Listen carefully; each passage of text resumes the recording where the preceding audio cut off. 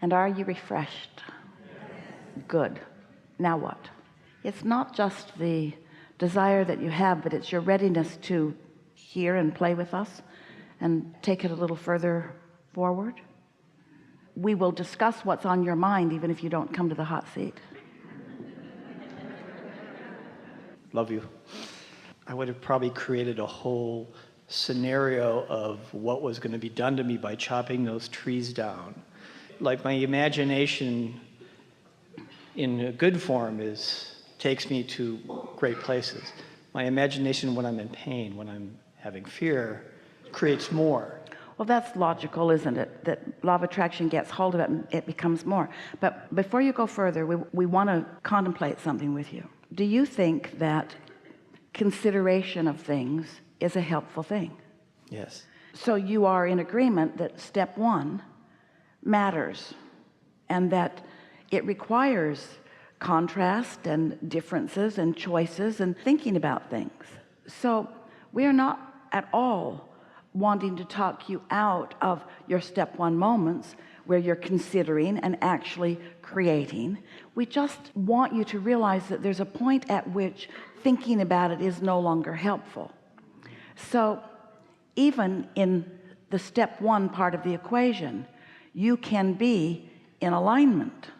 You can be in the receiving mode, and that's what we've begun calling step 5. If you've been listening to us for a while, step 1 is the contrast causes you to launch rockets of desire, consideration, deciphering, stewing, chewing it over. Step 2 is source responds, and the vortex is created and the vibrational version of it happens. Step 3 is you get into that satisfying receptive mode where ideas flow to you. Step 4 is you're really good at that. That's all step 4 is. You're really good at that. And I think I've actually felt that. And then step 5 is when you're back in the consideration mode and not beating up on yourself. Yes. I also almost feel like within the pain and fear part that I feel excited that something new is coming, because I have now noticed that through going through that process without getting too crazy about it, new things come out of always that process. Always. And so that I have at least made that far. So what's on your mind? Something about my understanding of usually when I'm up here, I've been up here a few times, and it seems very painful to be in pain. Fear and pain to me is a pretty crippling thing, and yet I also noticed But do you know why that comes? Because somebody's trying to get to the bottom of something. Yes, yeah. In other words, if you don't stew on it, if you don't brood over it, if you don't get all defensive, sometimes you'll have a discussion or something with someone and it won't go the way you ultimately want it to go. Maybe you behave in a way that you're not happy about later. Well, thinking about it and regretting it and brooding over it or being defensive about it, that just holds you in a resistant mode. But if you accept that conversation, painful as it was still valuable because it was a step 1 moment, and so clarity did come out of it, and while your inner being so far is the only one that's got the clarity, it's lining it up for you to receive it too. So after a little while, you just start realizing there's nothing serious going on. You all beat up on yourselves so easily and so unnecessarily. Absolutely. Yes, it's true. So you want to get to the bottom of why that is? No. I sometimes wonder, though, and I've heard you say it in the past, something about feeling, I also feel great joy at times, great, beautiful, wonderful joy about life.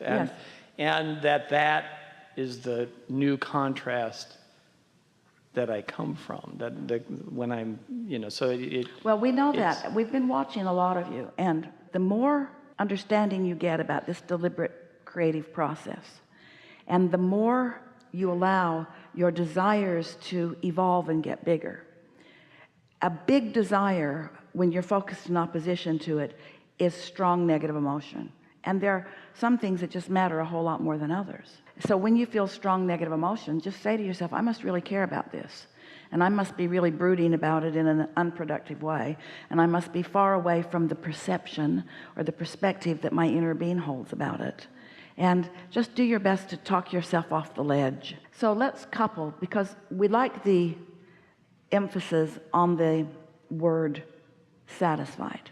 Now we want to put emphasis on another word, soothing, because you are all capable of more self-soothing than you actually apply. You're too quick to be mad at yourself. So if you just decide that you want to soothe yourself, and why?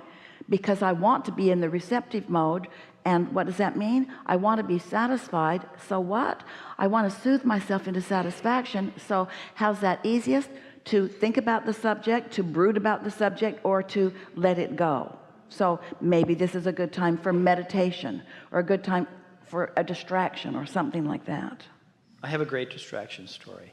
It's a very short one. I was in a bad state, and I was needing to. Because you were trying too hard? I was trying too hard. But I was just in a bad mood, and I was trying to get over it. I was trying to let it go a little bit. At the same time, I'm also trying to plan. At the same time, you're trying to get it to the bottom of it. Well, yes, probably. Yeah. That's what we mean by stewing on something. Yes. Stewing on it, trying to establish your position in a stronger way, or trying to explain. We want to hear your story, but we want to go back to the story about Esther.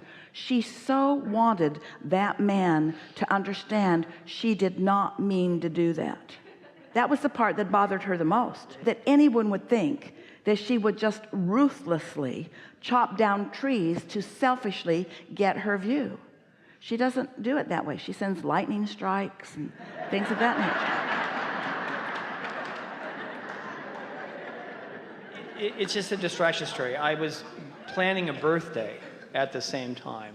I was writing myself a little email to remember to buy balloons, and I could use an emoji to put it offered me an emoji to put a red balloon to remind myself balloons. I thought, well, I'm sending myself a note to send an emoji of a balloon to myself. And it was just a passing thought, like a really short passing thought. Went and laid down outside, looking up at the sky, and I saw this bird flying over the sky, and it's way up there. And then there was a red balloon that flew across the sky, and it just like my heart opened, and I went, oh, it's, sometimes it comes. Needed a reminder that but it was a red balloon way up there in the sky. So I just thank you. I loved this morning's story. It's nice to know that not only does your inner being know where you are in relationship to everything, no matter how grand or small it seems. Your inner being is aware of you, and not just interested in showing you what to do, but so satisfied and so enjoying the experience of co-creating with you. So it's this partnership where you explore and prod and give birth to things you're not ready for, and then your inner being nurtures and gestates and gathers cooperative components, while you sometimes chew longer and add more to it. But then when there is this conscious awareness that you've created it and that it's ready for you whenever you're ready for it, and then you stand in more often readiness. That's really what we're wanting to talk about here. You care more about deliberately creating an atmosphere around yourself, a vibrational atmosphere that is conducive to seeing the red balloon go by. That was your inner being absolutely giving you an impulse to go outside and kick back for a minute. And if you had not followed that impulse, you would have not have seen the balloon. And the balloon message was such a clear message that we are always offering you ideas and impulses about the next path of least resistance. It's always happening. And so as you have experiences like that, really satisfying experiences, you would think that they would carry you through the not so satisfying experiences. You would think that law of attraction would give you, what is it on the millionaire game? You could phone home or call a friend, or there'd be some reprieve from when you get really stuck. But there isn't, because law of attraction is always, always, always consistent. And so the emphasis that we're wanting, especially this body of evolved leaders and understanders of deliberate creation, the emphasis that we want you to take away from this gathering is, my work now, my emphasis now, the thing that I most want to be aware of is, am I right now preparing an atmosphere that is receptive in nature?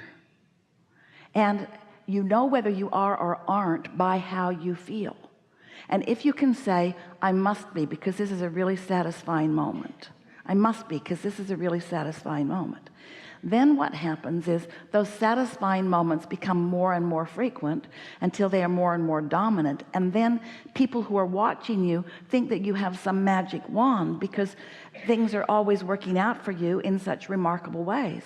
It's almost jaw-dropping. Jerry and Esther used to say to each other, and Esther says it to a lot of friends now, I'm so glad we were here together because no one would have believed that. Well, whether they saw it or believed it or not, they wouldn't have had the understanding of knowing how significant it was, because that's the relationship you have between you and your inner being. So as that is the relationship that you are fostering all the time, so that you and your inner being have this relationship where you know the meaning of what they're guiding you to, because you see, your inner being always gets you. That's the thing that we really want to emphasize. The thing that trips almost all of you up, the thing that you're looking for the most, is wanting or needing validation from some other. And when you're looking for it in other humans, you're looking for that love in all the wrong places, because they might be tuned in and tapped in and turned on, and they might not.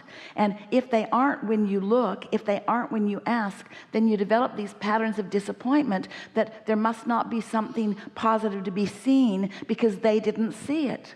But you can't blame the fact that they didn't see it, because you can't control the mood that they were in. So if you're asking someone to see something that they're not in the vibrational vicinity of, they're not going to see it, where your inner being always sees it.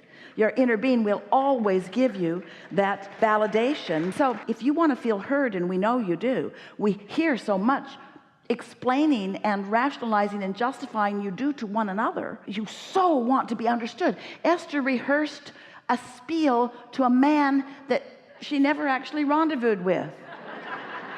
It was so good she should write a book about what to say when you think you're in trouble. So your inner being is always, always, always, always, always ready to float a balloon past. Always ready. You just got to be laying out there and looking up. You got to be in that satisfied place. Really, really good. Thank you. Yeah.